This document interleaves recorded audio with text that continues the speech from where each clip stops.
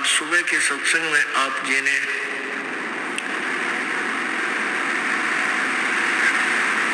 सुना था कि गुरु बिन माला फेरते, गुरु बिन देते दान, गुरु बिन दोनों निष्फल हैं, थे पूछो वेद पुराण। आज सुबह के सत्संग का विषय था कि आप इस लोक के रहने वाले नहीं हैं, हम सभी सतलोक से आई हुई वो पुण्यात्मा हैं जो सदा सुखी रहा करते थे, और हम काल के जाल में फंस के अपने पैर पे आपको आड़ा मार के हम यहाँ दुखी हो रहे हैं। अब हमने अपने सतलोक जाना है। जब तक हम सत्यलोक नहीं पहुंचेंगे तब तक ये कष्ट पे कष्ट हमें झेलने ही पड़ेंगे, क्योंकि यहाँ का विधान है जैसे कर्म प्राणी करता है उसको वैसा ही फल मिलेगा। यहाँ के विधान अनुसार पुण्य भी आपको भोगने हैं और पाप भी आपको ही भोगने होंगे। इसमें कोई परिवर्तन नहीं हो सकता। इसमें परिवर्तन कर सकते हैं पूर्ण ब्रह्म परमेश्वर, पूर्ण ब्रह्म वो कबीर परमेश्वर। उसकी विधि, उसकी पूजा की विधि जैसे वो प्रभु लाभ दे वो किसी के पास नहीं है, केवल परमेश्वर ने आकर के ही बताई। और चंद पुण्यात्माओं ने परमात्मा का साक्षात्कार किया और परमेश्वर कबीर जी द्वारा बताई गई भक्ति विधि से अपनी भक्ति साधना की और सत्यलोक चले गए। उनमें से कौन कौन है? आदरणीय धर्मदास साहिब जी, आदरणीय मलुकदास साहिब जी, आदरणीय दादू साहिब जी, आदरणीय नानक साहिब जी, आदरणीय घीसा दास साहिब जी, आदरणीय गरीबदास साहिब जी।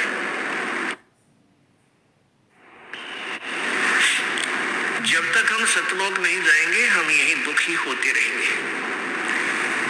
आज सुबह के सत्संग में आपने सुना था कि सतलोक जाने के लिए गुरुजी की आवश्यकता पड़ती है। सतलोक जाने के लिए पूर्ण गुरु की आवश्यकता पड़ती है। अब जैसे किसी ने विष्णु जी की साधना करनी है तो उसके सत्र का भी वो गुरु हो। अन्य किसी से उपदेश लेकर या अपने आप साधना करने से परमात्मा प्राप्ति नहीं हो सकती। किसी भी इष्ट की अप्राप्ति यानी उसे मिलने वाला लाभ, परमात्मा की प्राप्ति का तात्पर्य होता है उससे मिलने वाला लाभ। वैसे परमात्मा साक्षात भी प्राप्त होता है।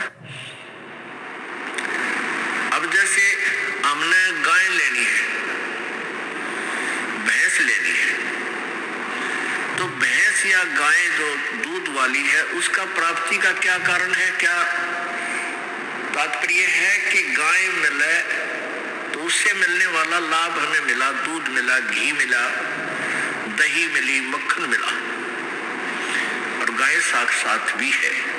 तो ऐसे ही परमात्मा प्रभु की प्राप्ति का तात्पर्य है उसे मिलने वाला लाभ हमें प्राप्त हो। अब सुबह के सत्संग में चल रहा था कि जो जहाँ का उपासक है, जो भी साधना करता है वो अपनी साधना को कंप्लीट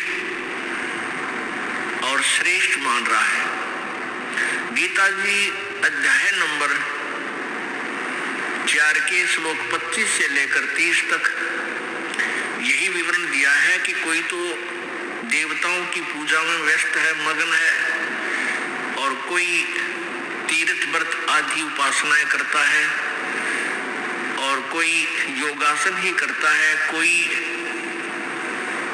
केवल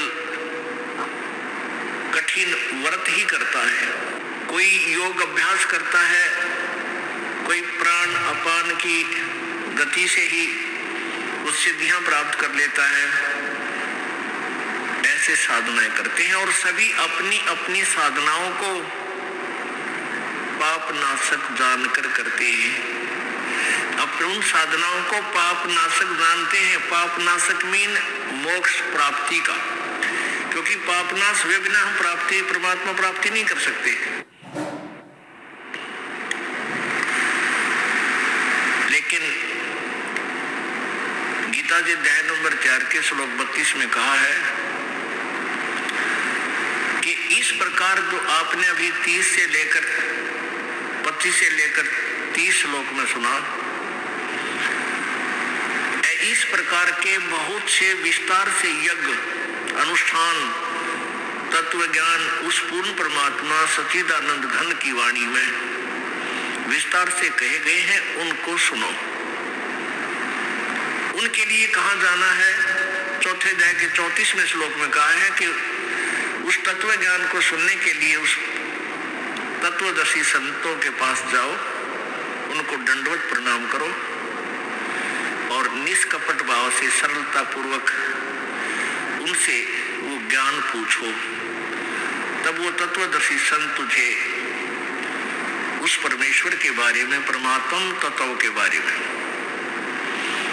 ज्ञान कराएंगे। इससे ये सिद्ध हुआ कि गीता ज्ञान दाता अपने से किसी अन्य परमेश्वर के विषय में जानकारी लेने के लिए कह रहा है और स्वयं उस जानकारी से अपरिचित है। इससे सिद्ध है गीता जी का ज्ञान इनकम्प्लीट है, लेकिन रॉन्ग नहीं है। अब सुबह जैसे नित्यानंद जी महाराज का आपने शब्द सुना था, क्यों भूली घरे अपना ये ना देश तुम्हारे, पीछे फिर पछताओगे, कर लो सोच विचार।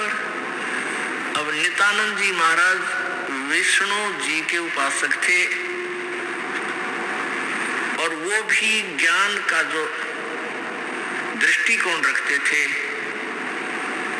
अपने उस विष्णु लोक को ही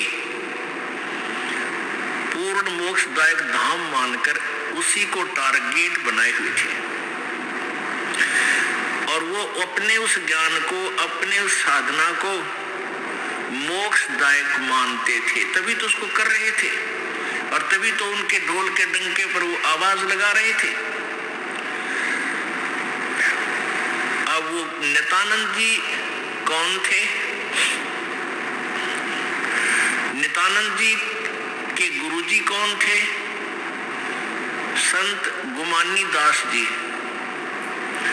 और गुमानी दास जी दिल्ली में एक चरणदास जी महाराज हुए हैं, वो सुखदेव ऋषि के शिष्य हुए। सुखदेव ऋषि जी स्वर्ग से आए, विष्णु लोक से, और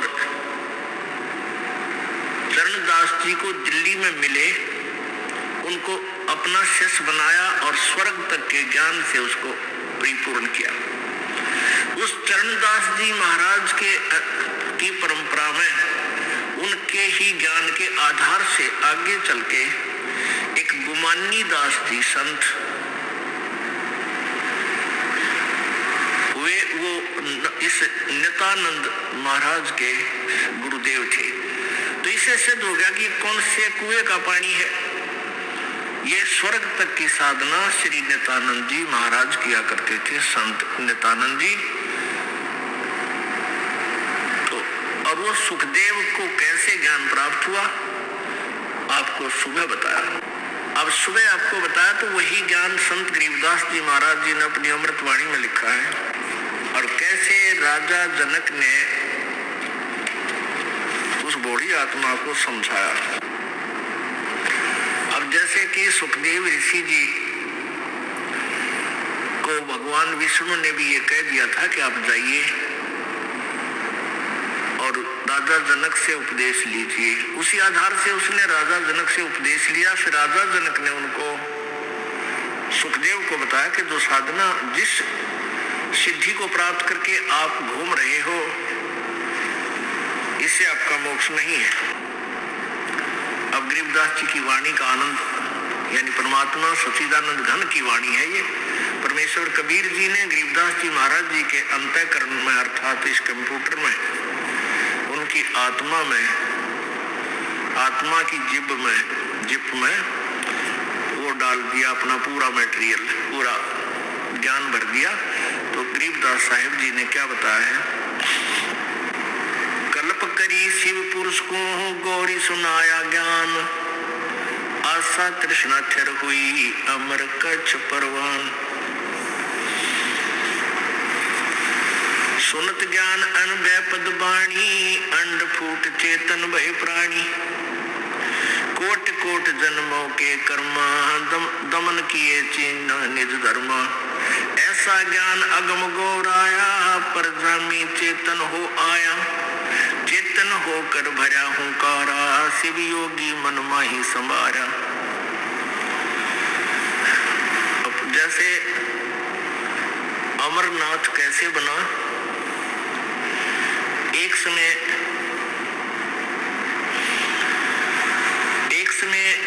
नारद जी पार्वती जी के पास गए।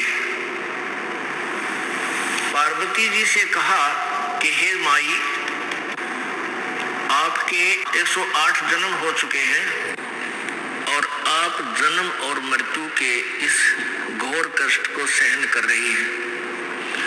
भगवान शिव जी के पास एक ऐसा अमर मंत्र है कि वो यदि आपको वो मंत्र दे दें तो आपका जन्म और मृत्यु समाप्त हो जाए। अब पार्वती जी ने कहा कि भाई नारद, आप क्या बात कह रहे हो? भगवान शंकर जी मुझसे बहुत प्यार करते हैं और मुझसे कोई भी वस्तु छुपा कर नहीं रखते। यदि उनके पास ये मंत्र होता और मैं जन्मती मरती रहती, क्या ये मुझे देख सकते थे?